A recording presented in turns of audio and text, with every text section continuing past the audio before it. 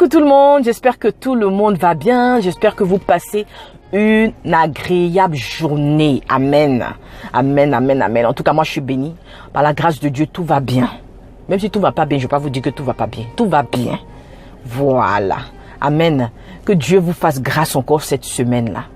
Que Dieu vous montre encore les signes qu'il doit vous donner pour les promesses qui doivent s'accomplir dans votre vie. C'est la prière que moi j'ai pour quelqu'un aujourd'hui. Vous savez, il y a beaucoup de personnes qui se demandent, est-ce que c'est pas gonflé pour moi? Est-ce que c'est pas guindé pour moi de demander un signe à Dieu?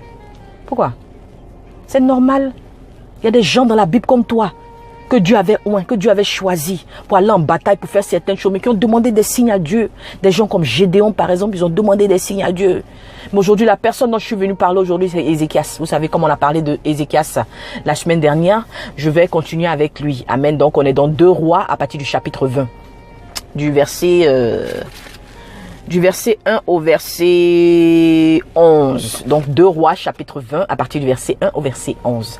Le thème de mon message aujourd'hui, c'est demande un signe à Dieu en 2018. Dieu t'a fait beaucoup de promesses. Amen. Il t'a dit cette année ton business va prospérer. Il t'a dit cette année vraiment tu vas exceller, tu vas impacter le monde, tu vas faire beaucoup de voyages, tu vas te marier. Et les femmes, vous aussi, affaire de mariage là. Hey! Tu vas te marier. Amen. Faut demander un signe à Dieu pour ça aussi. Dieu t'a dit tu vas faire tes enfants, demande un signe. Amen. Dieu t'a dit vraiment que tu vas exceller.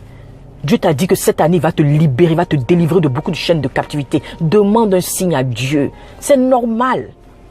Amen. Amen. Donc, je parle d'Ézéchias. La Bible dit que Ézéchias, en fait, qui était le roi, justement, de la tribu de Juda et tout ça, qu'il est le roi de Juda.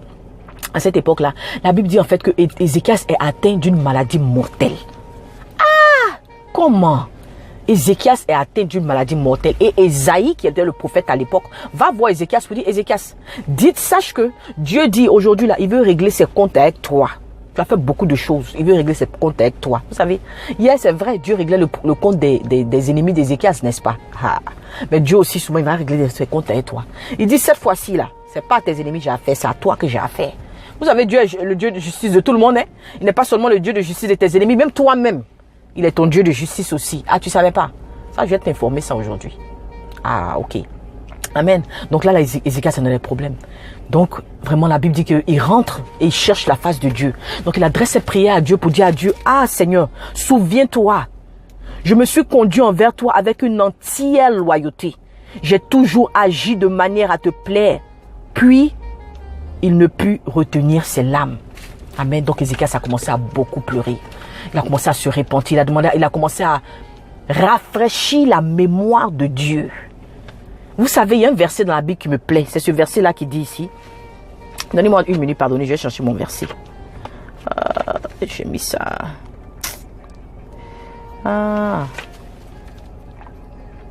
Ésaïe 43, voilà. Ésaïe 43, verset 26. Il dit, réveille ma mémoire, plaidons ensemble. Parle toi-même pour te justifier. Amen. C'est ce qu'Ézéchias a fait.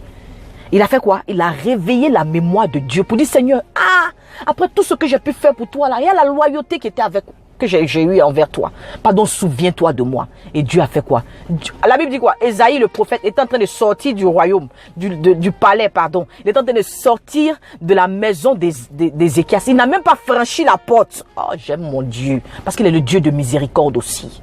Vous comprenez? Dieu ne prend pas plaisir à nous faire du mal. Dieu ne prend pas plaisir à battre sa colère sur nous. Lorsque nous nous répentons, le Dieu que nous prions est capable de revenir sur ses pas. Amen. Donc, qu'est-ce que la Bible dit? La Bible dit que... la Bible dit en fait que Ésaïe est en train de sortir lorsque l'Esprit de Dieu le saisit à la porte pour dire, repars vers mon serviteur. La prière de Ézéchias a été exaucée. Amen. Une prière qu'il a fait il n'y a même pas 1 minute. Une prière qu'il a fait il n'y a même pas 2 minutes. La Bible dit que Dieu dit, j'ai entendu ta prière. Amen. Et voilà ce que ma Bible dit. Ici au verset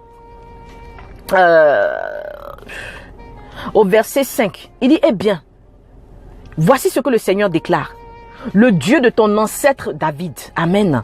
J'ai entendu ta prière et j'ai vu tes larmes, Ézéchias.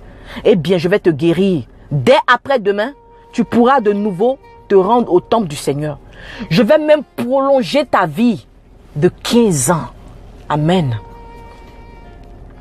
Et je t'arracherai aux griffes du roi d'Assyrie. Je protégerai ta ville parce que je suis ton Dieu et par fidélité à mon serviteur David. Amen.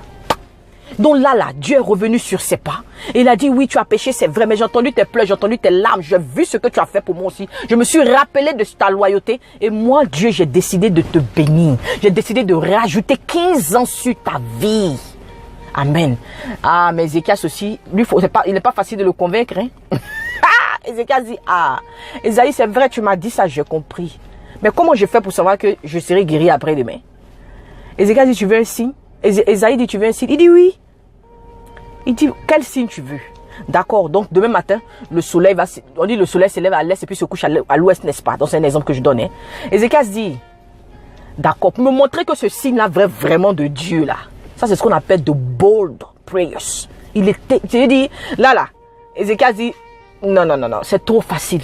Esaïe, tu peux te lever comme me donner une promesse. Tu peux te lever comme ça pour me dire que je vais guérir après demain. Mais quel est le signe qui me montre que c'est Dieu qui t'a parlé vraiment? C'est pas tout le monde qui a la capacité de faire ça. Hein? C'est pas tout le monde qui peut faire ce genre de prière là. Mais il y a des gens qui ont eu ce zèle là, comme Ézéchias, qui ont pu adresser cette prière à Dieu pour dire, Dieu, c'est trop facile. Toi qui disais tout de suite dans 5 minutes que tu vas me tuer. Amen. Que tu as réglé des comptes à moi. Aujourd'hui, tu reviens en moins de 5 minutes. Tu dis non, que tu vas me guérir après. Demain, je serai en mesure d'avoir 15 ans sur ma vie et qu'on sort. Vraiment, il faut me donner un signe. Amen. La Bible dit. Esaïe dit, d'accord. Bon, si le soleil se lève à l'est et qu'il se couche à l'ouest, le signe que Dieu va te donner demain, c'est que le soleil va faire le contraire. Il va se lever à l'ouest. Amen. Et il va se coucher à l'est. Waouh! Ézéchias dit, c'est ça là même que je veux. Me montrer que c'est vraiment Dieu qui t'a parlé. Donne-moi un signe. Amen. Et ce signe-là, Ézéchias l'a eu. Vous comprenez? C'est pour te dire que dans ta marche avec Dieu là, il y a des prières agressives aussi que tu dois faire. Tu ne dois pas trop tout prendre comme ça, comme agent comptant. Et puis tu as dormi comme ça sur la promesse, ça va venir dans 10 ans, ça va venir dans 15 ans. Seigneur, je sais que tu m'as dit, mais montre-moi des signes quand même. Je ne peux pas rester là dans le doute comme ça. C'est vrai qu'on dit que la foi est une ferme assurance des choses qu'on espère et qu'on sort. Mais écoutez, il y a des fois là, vraiment, je vais vous mentir. Moi-même là, je demande des signes. Dieu, tu m'as parlé, c'est vrai, mais I need more. J'ai besoin d'un signe. J'ai besoin de quelque chose de palpable. J'ai besoin de sentir ça. Amen. Et c'est ce qui s'est passé. Vous comprenez? Donc cette année, sache que tu peux toi aussi demander des signes. Cette année, sache que Dieu est avec toi. Amen. Ce qu'il t'a promis, il va l'accomplir.